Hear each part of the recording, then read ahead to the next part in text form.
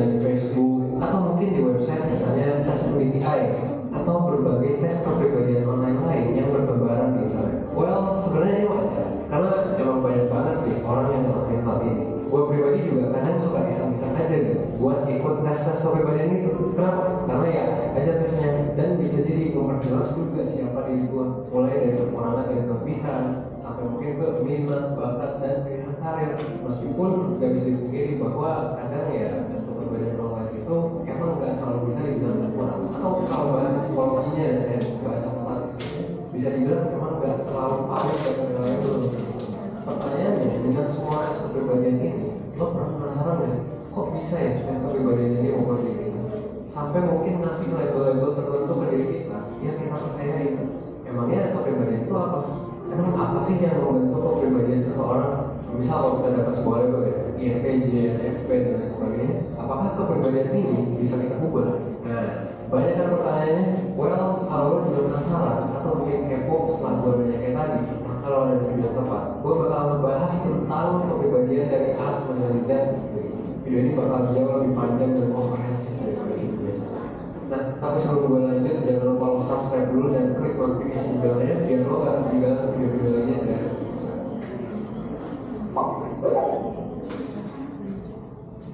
Oke, first thing first. Jadi kepribadian itu apa sih? Mari kita kembali ke zaman Yunani kuno. Filsuf Yunani kuno itu udah mulai bertanya-tanya tentang manusia sejak dulu. Salah satu pertanyaannya adalah kita tuh apa sih? Diri kita itu yang kayak gimana sih? Nah, dari pertanyaan-pertanyaan itu ada salah satu orang namanya Hippocrates ya. Si Hippocrates ini adalah salah satu orang pertama yang mencetuskan bahwa perilaku itu dipengaruhi sama keseimbangan elemen di tubuh kita. Elemen ini ada apa aja? Ada 4, bentuknya cairan gitu. Ada darah, ada lendir, ada cairan empedu yang warna kuning sama yang warna hitam. Inilah salah satu asal usul dari pengobatan dengan cara mengeluarkan darah, atau mungkin istilah populernya dibekam. Kenapa? Karena penyakit itu dianggap muncul dari ketidakseimbangan dari elemen cairan-cairan itu. Jadi kalau ada yang kebanyakan, makanya solusinya ya buang dulu dari tubuh. Nah, teori tentang cairan ini akhirnya berkembang menjadi aspek kepribadian yang disebut sebagai temperamen. Ada sanguinis yang outgoing gitu, melankolis yang serius, koleris yang goal oriented, sama pragmatis yang tenang. Masing-masing temperamen ini mewakili cairan-cairan tadi. Nah, dulu karena teori yang ada di zaman ini, inilah yang disebut sebagai kepribadian, yaitu bagaimana temperamen orang, apakah sanguinis, pragmatis, dan lain sebagainya. Itu mungkin sejarah singkat tentang kepribadian yang gue simplifikasi banget. Mungkin nanti untuk lebih tepatnya lo bisa baca-baca atau searching tadi. Itu ratusan tahun lalu, gitu kan? Kalau sekarang gimana? Kepribadian itu apa kalau sekarang? Nah, sekarang ilmuwan itu mendefinisikan kepribadian sebagai pola pikir, perilaku, dan emosi yang membedakan satu individu dengan yang lain. Jadi ini yang bikin individu jadi unik, gitu kan? Personality, kepribadian jadi personal. Kata kuncinya adalah pola. Ada pola di sana yang bikin lo jadi punya persona. Nah, pola-pola ini muncul pas lo dihadapkan dengan berbagai situasi. Contohnya gimana? Gampang gini. Misal ada orang yang kepribadiannya itu cenderung cuek misalnya. Orang yang cuek itu polanya misalnya X, Y, dan Z. Nah, pola X, Y, dan Z ini, pola perilaku ini cenderung akan konsisten di berbagai situasi. Meskipun mungkin ada situasi yang tidak menunjukkan pola perilaku yang sama. Tapi kalau dirata-ratain, ya orangnya cuek gitu. Personalitinya cuek. Kalau sebaliknya gimana? Orangnya agak cuek gitu, misalnya cenderung cerewet. Nah, mungkin polanya adalah kebalikannya. Jadi pola perilakunya beda di berbagai situasi. Itu contoh aja tentang kepribadian di diri manusia. Nah, terus kepribadian ini emang asalnya dari mana? Apa sih hal yang membentuk kepribadian kita? Kalau dulu berdasarkan teori Hippocrates, kepribadian itu dianggap muncul karena kombinasi dari cairan tubuh lo tadi. Jadinya yang melankolis, pragmatis, dan lain sebagainya. Kalau di zaman sekarang, para peneliti psikologi bilang kalau misalnya kepribadian itu datang dari pertama genetik dan yang kedua adalah lingkungan. Jadi dari dua aspek ini saling berkesinambungan.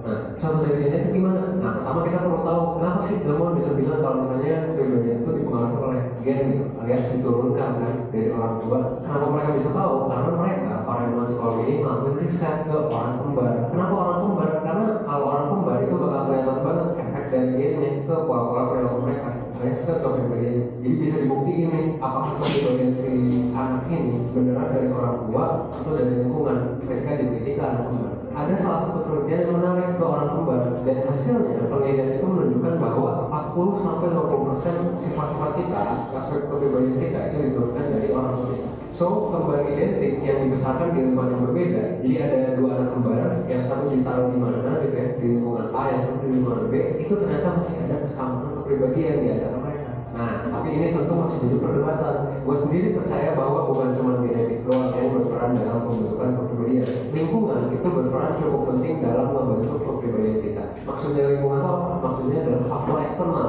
Nah, apa aja faktor eksternal yang membentuk kepribadian kita? Pertama, jelas keluarga. Kenapa keluarga? Karena keluarga adalah tempat pertama kita diajarin tentang nilai-nilai atau norma-norma masyarakat, lalu diajarkan ke kita.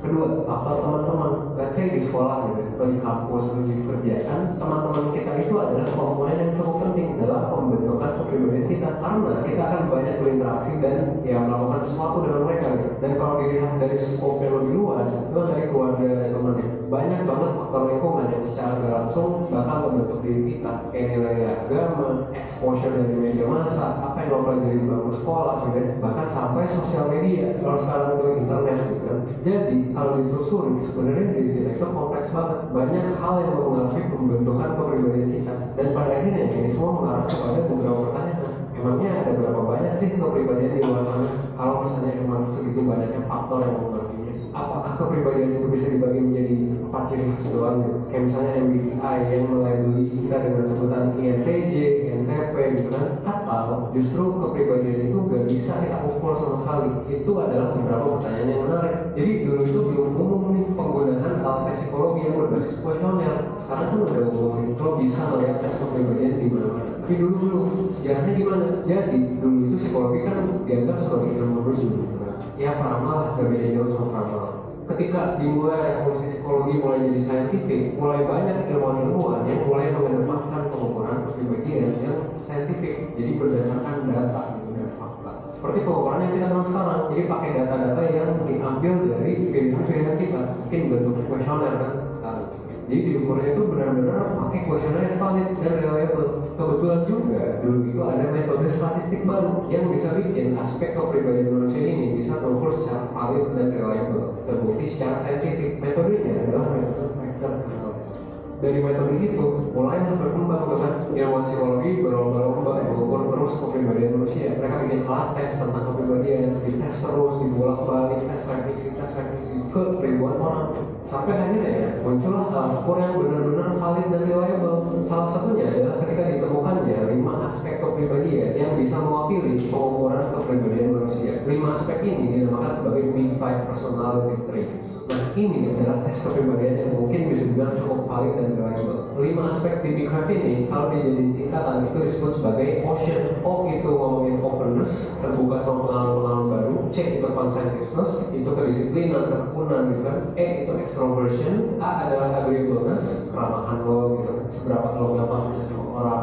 N itu neuroticism, itu kecenderungan lo buat merasakan stres. Dari 5 aspek itu terbentuklah kepribadian lo. Nah, si Ocean ini bukanlah, jadi bentuknya itu hitam putih tapi sifatnya spektrum. Nah, tes ini sebenarnya adalah salah satu tes juga yang dipakai oleh para mentor 1% buat melihat kepribadian menti-mentinya pas mentoring. Tes ini udah banyak banget yang gratis, lo bisa cari aja di internet kalau lo iseng pengen nyoba. Pertanyaan selanjutnya adalah, bisa nggak sih kita mengubah kepribadian yang kita punya sekarang? Apakah kepribadian itu akan stuck gitu dan selalu tetap itu aja dari kita muda sampai kita tua nanti? Atau sebenarnya kepribadian itu bisa berubah? Nah, ini pertanyaan menarik lagi. Jawabannya adalah iya dan juga enggak. Kepribadian itu bisa berubah karena adanya faktor eksternal yang lo alami saat lo hidup. Tentunya lo bakal ketemu dong pelajaran-pelajaran hidup baru yang bisa mengubah cara lo berpikir, cara lo berperilaku, dan cara lo memandang dunia, yang akhirnya mengubah pola-pola perilaku lo, mengubah kepribadian lo. Dan ini terjadi terus-menerus, apalagi pas lo sedang mencari jati diri. Misalnya pas quarter life crisis,